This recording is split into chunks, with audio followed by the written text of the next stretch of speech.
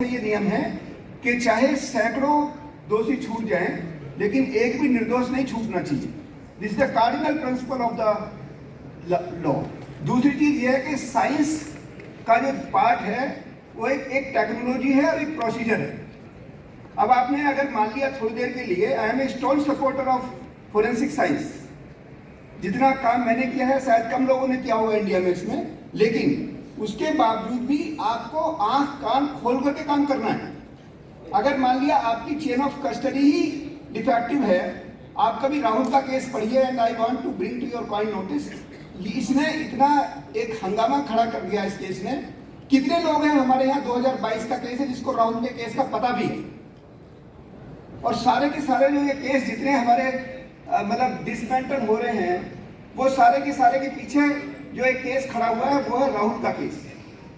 राहुल के केस में क्या किया है, ये बहुत डायबोलिक केस है, बहुत ही घिनौना हत्या की गई थी लड़की की, उसको गाड़ी में खींच के बिल्कुल भरे बाजार से दिल्ली की बात है 2012 की, ऑलमोस्ट उसी टाइम जब निर्भया केस हुआ, थोड़े से दिन पहले की बात। तो कहने का मेरा मतलब ये है, ज्यादा समय ना लेते हुए, कि हमें ये दुहाई नहीं देनी है कि भाई इतने लोग मर गए तो इतनों को छोड़ दिया, तो इसका मतलब है किसी को भी सजा दे दे। और दूसरी चीज ये, इस बाइनरी में कभी मत पढ़िए कि हम विक्टिम सेंट्रिक हैं या किसके सेंट्रिक हैं। हम जस्टिस के लिए काम करते हैं, we are basically for justice. जो हमारी किसी से ना दुश्मनी है ना दोस्ती है, अगर हमारे एविडेंस कलेक्ट सही किए जाएंगे then only we can sustain. Otherwise ये गाना गाने से कुछ नहीं होगा कि हम ये इतनों को छोड़ दिया, इतनों को कर दिया। आप जरा अनोखी लाल को केस को पढ़ के देखिएगा, वही रिपोर्ट जिसके अंदर जिसको ये कह रहे हैं उसमें डीएनए में स्पष्ट लिखा हुआ था कि ये लड़का अनोखी लाल का, इसमें डीएनए नहीं है, एक थर्ड आदमी का डीएनए है। उस थर्ड आदमी के डीएनए पे आज तक किसी ने कुछ नहीं बोला, not even judiciary spoke anything. किस बात की बात कर रहे हैं?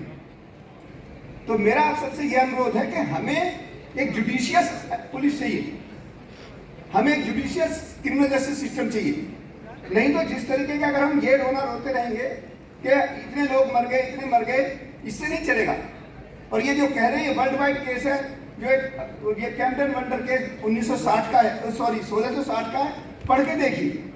2 बच्चों को, भाइयों को, उसकी माँ को फांसी पर लटका दिया गया, और पता चला जिस 70 साल के आदमी को मारने के लिए जिसके लिए उनको फांसी दी गई, 1.5 साल बाद वो ससुराल लौट आया। और ये ऐसे केस नहीं है, मैंने 12 लोगों को ऐसों को एग्जामिन किया है जो डेथ रो पे थे। I have interacted with them means hours together. जहाँ पे ये हमारे प्रोफेसर साहब थे एनएलयूडी में, मैंने वहाँ एक लड़की का, बहुत पहले की बात है, मैं सीबीआई में था, जो मैं सेकंड पीएचडी कर रहा था, उसके एक इंटरव्यू में जो रेप की जूरिस्प्रूडेंस उस लड़की ने मुझे समझाई, रेप विक्टिम ने, मुझे किसी किताब में नहीं मिली, जबकि मैं इतना लंबा मेरा समय हो गया था, आईजी था मैं उस समय। तो आप कभी विक्टिम के साथ साथ कभी एक्यूज को भी सुनिए, आपको बहुत सारी चीजें पता चलेंगी। तो मेरा ये कहना है आप सबसे, जो इतने भी हमारे पुलिस के अधिकारी हैं, कि हमें न्यूट्रल होकर काम करना है।